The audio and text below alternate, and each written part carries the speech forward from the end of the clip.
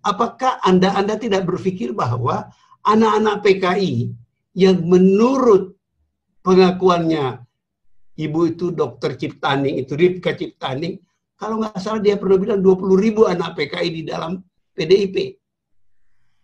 Apakah mereka tidak akan melakukan balas dendam kepada pembunuhan orang-orang tua mereka di zaman pasca Gestapo?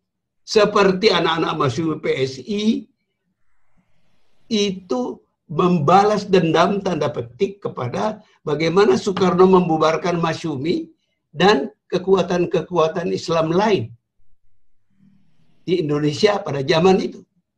Oke.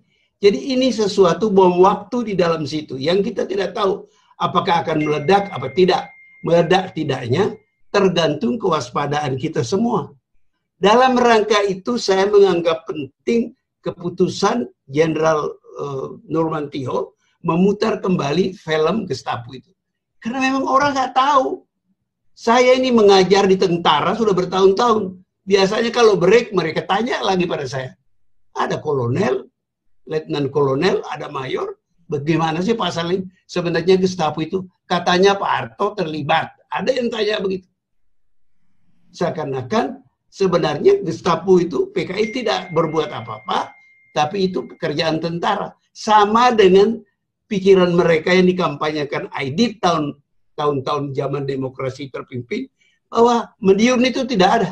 Yang ada itu provokasi Aidit, provokasi Hatta, Perdana Menteri waktu itu, yang menyebabkan PKI berontak. Jadi bukan PKI yang berontak, PKI diprovokasi berontak. Dan pikiran itu gampang sekali dikampanyekan, terutama karena Pak Harto itu turunnya kan tidak manis, sehingga kebencian kepada Pak Harto bisa ditumpangi untuk membenarkan bahwa Soeharto berperanan penting seperti tuduhan Profesor Wertheim di Belanda. Wertheim itu mengatakan missing link. Jadi kalau mau tanya Gestapo itu missing link, ya ada link yang putus dan di situ Soeharto berperanan. Jadi gampang. Nah, kalau masyarakat Indonesia membiarkan itu terus terjadi, maka apa yang ditakuti Jenderal Nurmantio itu benar sekali. Terutama karena Pak Jokowi ini kan orang baik. Dan ngakunya hanya membaca komik. Tidak membaca sejarah Indonesia. Jadi kita mafhumlah kalau beliau tidak terlalu pandai menyisi jalan sejarah kita yang memungkinkan terjadinya hal-hal yang kita takutkan. Pak Jokowi itu orang baik.